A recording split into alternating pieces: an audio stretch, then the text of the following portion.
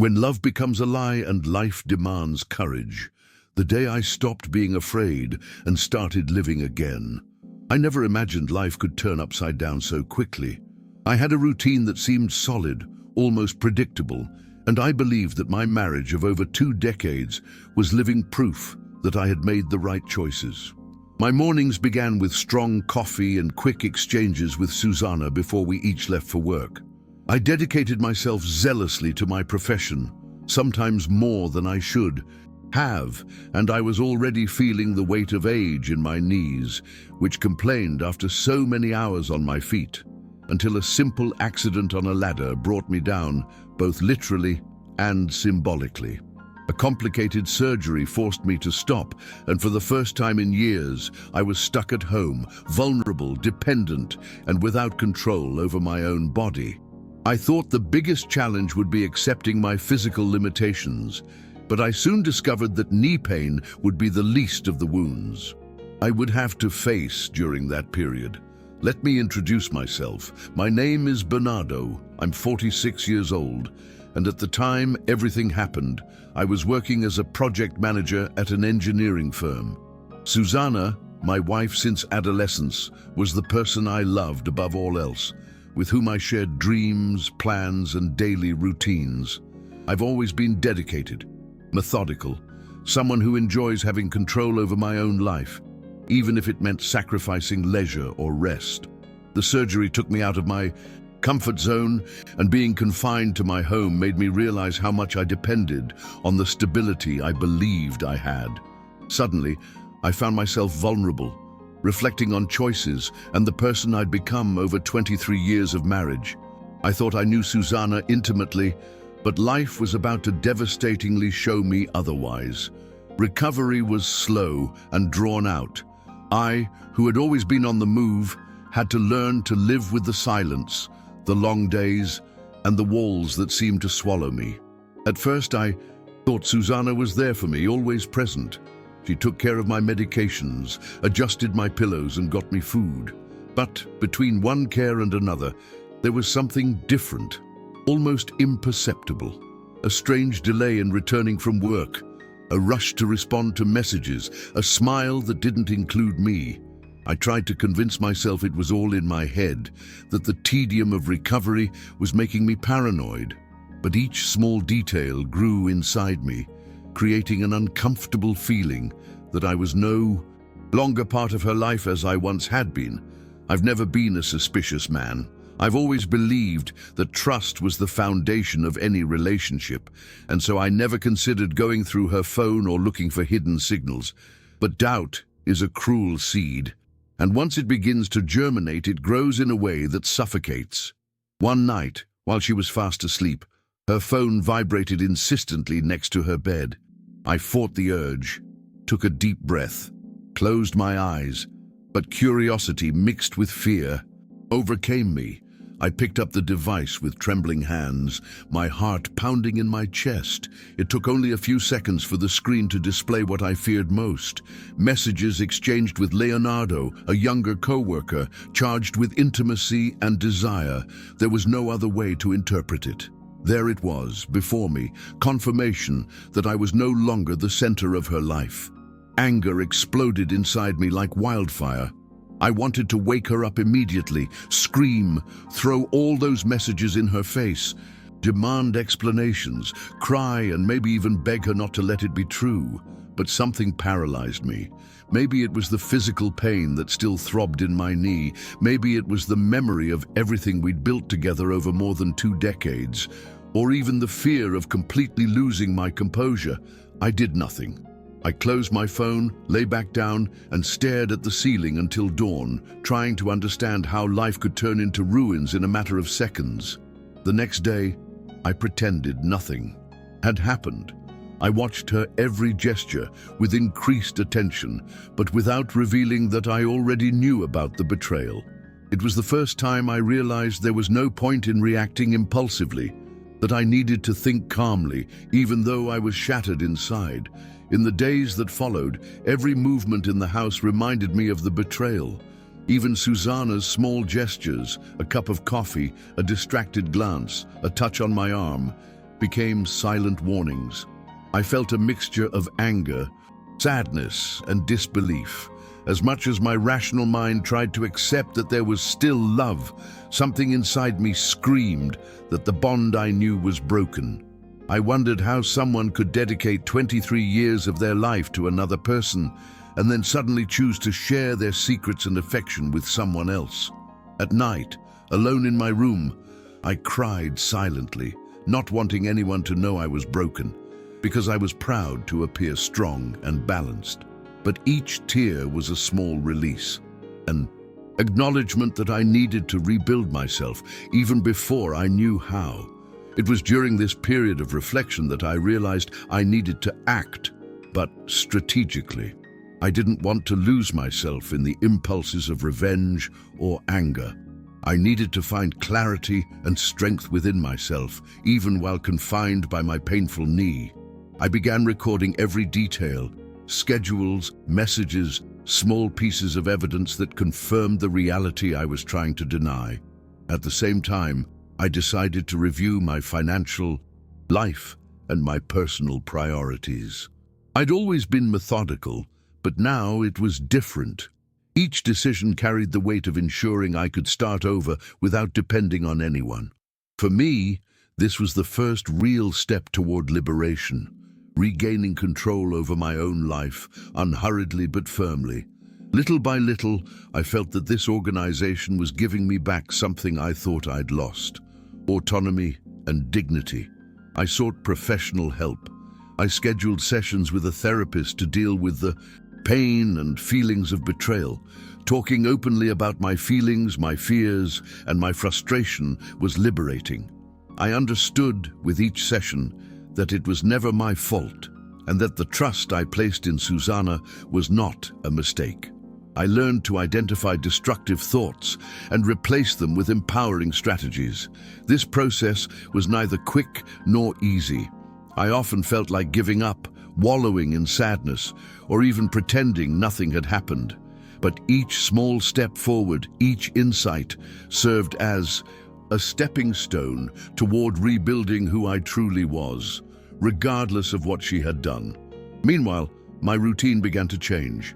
In addition to taking care of my body and my knee's recovery, I began exercising mentally, reading books about resilience, listening to stories of overcoming obstacles, and reflecting on my own dreams, which had somehow been set aside throughout my marriage. I realized I needed to rediscover the version of Bernardo that existed before all this disappointment. That man with courage, determination, and ambition. Every small achievement, taking a few steps without pain, organizing a project, making an important call, felt symbolic. An affirmation that I could still succeed even amid the worst disappointment of my life. In this whirlwind of emotions, the clarity also emerged that it wasn't just about Susanna or the betrayal. What was at stake was my emotional freedom and the possibility of reinventing myself. I didn't need approval nor justice for the suffering inflicted. I needed only myself. This realization was transformative. For the first time, I began to feel that despite the intense pain, I could become stronger, more aware, and more authentic. That feeling of helplessness began to give way to a genuine desire to take control of my own life, paving the way for the next phase, the moment to decide, with maturity and dignity, how I would rebuild my path. Each day, the feeling of betrayal still burned within me, but I began to realize that my reaction didn't have to be immediate or impulsive. I could choose how to respond, and that empowered me. Many times I looked in the mirror and saw someone exhausted, but also someone who still had dignity. There were days when sadness overwhelmed me, when I wanted to sink into the couch and forget everything. But the memory of what I could still build kept me going. I needed to prove to myself that pain wouldn't define my life, that I still had enough voice, presence, and courage to rewrite my story. Even if slowly and with intense effort, I began to concretely prepare for a just transition. Reviewing contracts, accounts, and investments became routine. Every document organized, every piece of information verified, was an act of self-sufficiency. I understood that becoming emotionally and financially independent was the most important step toward emerging from the shadow of betrayal. I felt a mixture of suppressed anger and quiet determination. I didn't want to hurt Susanna or Leonardo, but I also didn't want to wallow in resentment. I wanted clarity, and more than that, I wanted inner peace. The feeling of rebuilding my future, brick by brick, was liberating. At the same time, I worked intensely on my emotions. Therapy, meditation, and even short walks indoors helped me manage my anxiety and anger. Each reflection session was a confrontation with myself, accepting that my life would never be the same again, that trust had been broken, but that I could decide the direction I wanted to take. At many moments, I considered giving up, giving in to sadness or the fear of starting over alone. But something inside me said, it's not over yet. You still have the strength to overcome. And so, day after day, I reinforced my commitment to myself. The physical pain of recovery paralleled the emotional pain, but I realized both could be transformed into fuel. Every knee movement, every effort to stay active was also a symbol of my resilience. I was rebuilding my body and mind simultaneously. I began to envision a future where I didn't depend on anyone for self-worth or happiness. The idea that life could be beautiful, even after such intense disappointment, began to take hold. I learned that overcoming pain isn't the absence of pain, but the ability to keep going, even while feeling every wound. It was during this period that I realized my true rebirth. I began to indulge in small pleasures, rediscover old hobbies, connect with forgotten friends, and invest in personal projects. Every step, every small achievement reinforced the message that I was still capable of building something solid and meaningful. The emotional climax was approaching. I needed to decide not just about the present, but about the future. And the decision wasn't reactive, it was strategic. I was ready to break out of a cycle of pain and deceit, not with revenge, but with clarity, dignity, and determination to free myself from everything that bound me to a past that no longer belonged to me. The time to act had arrived. I knew I couldn't let my emotions control my decisions, so I drew up a detailed plan. Every step I took was designed to preserve my dignity and ensure a solid future. There was no room for impulse or revenge. My priority was to protect myself and my rights emotionally and financially. Calmly, I organized documents, reviewed accounts, consulted lawyers, and made a mental list of everything that needed to be done. The feeling of regaining control was addictive. I realized that every action, no matter how small, was moving me away from suffering and closer to the freedom I had been seeking for weeks. Meanwhile, my emotions continued to fluctuate. There were days when the anger seemed unbearable. Other times, sadness visited me unannounced. But the difference was that now I wasn't a hostage to these emotions. I observed them, accepted them, and transformed them into motivation. I learned to breathe, to pause before reacting, to ask myself what truly mattered. Each decision became proof that I could overcome what had previously seemed unbearable. The feeling that I still had power over my life, even after being betrayed, gave me the strength to move forward, solidifying the certainty that my rebirth was underway. Christmas was approaching, and with it I realized it was the right time for definitive action. But my goal wasn't to humiliate, nor was it revenge. I simply wanted to free my life from a lie and show everyone, including myself, that dignity and self-love were stronger than any pain. I organized my finances, cared for my physical and mental recovery, and planned the transition with attention to every detail. Everything needed to be done strategically so that my freedom wouldn't depend on Susanna's or anyone else's consent. Each move was a step toward rebuilding who I truly was. When the day arrived, everything unfolded serenely, almost poetically. I exposed the truth directly, clearly, and with dignity, without shouting, without accusations, just facts and concrete decisions. Susanna couldn't deny it, Leonardo couldn't interfere. I was in control of what was mine, and this brought me a sense of peace I hadn't felt in months. It wasn't about revenge, it was about freedom. By leaving the past behind, I felt I could finally breathe freely, look forward without fear, and realize that even amidst the greatest disappointment, I was capable of choosing my own path. In the days that followed, I felt the transformation in my own skin. The void left by the betrayal began to be filled with self-confidence, clarity, and a sense of purpose. Each small step, each conscious choice reinforced the message that I could overcome any obstacle, even the most painful. I understood that overcoming pain isn't about forgetting the pain, but learning from it, using it to grow, and rebuilding my life according to my own values. The feeling of freedom, though new and delicate, was intense. For the first time in months, I smiled without guilt, without fear, knowing I had taken the most important step, the decision to prioritize myself and rebuild myself completely. In the days following my decision, I began to allow myself to live fully again. I rediscovered hobbies I'd neglected, rekindled old friendships, and even started planning short trips, things that reminded me of who I was before all this disappointment. Each action was an affirmation that I didn't need anyone to validate my happiness. The pain was still there, it was inevitable, but it no longer defined my life. I was creating a new chapter, one where my choices were my own, without the betrayal or the past interfering. The feeling of rebuilding was slow but deeply liberating. Experience taught me that resilience isn't something learned overnight. It's built in moments of silence, observation, and conscious decision-making.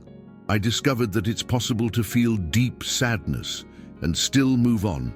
It's possible to be betrayed and still maintain dignity. It's possible to lose confidence and still believe in yourself. Every tear, every sleepless night, every inner doubt became fuel for my growth. I didn't need to erase the pain. I needed to understand it, accept it, and transform it into strength. And that's what I did. Looking back today, I realized that that betrayal, as devastating as it was also a turning point. It forced me to face truths I might never have faced if life had continued as before. I learned to value my own presence, my body, my mind, and my choices. I learned that self-love isn't selfishness, but the necessary foundation for any healthy relationship, whether with another person or with myself. I discovered that I can be happy, fulfilled, and accomplished even after so much pain. Christmas that year became a symbol of rebirth. I didn't need grand parties, expensive gifts, or applause from others. My victory lay in the clarity that I could begin again with dignity, honoring my own life.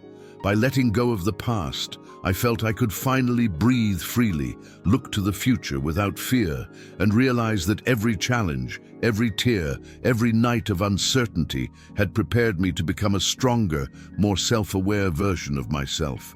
It was in this silence, in this inner peace, that I understood the depth of my own resilience.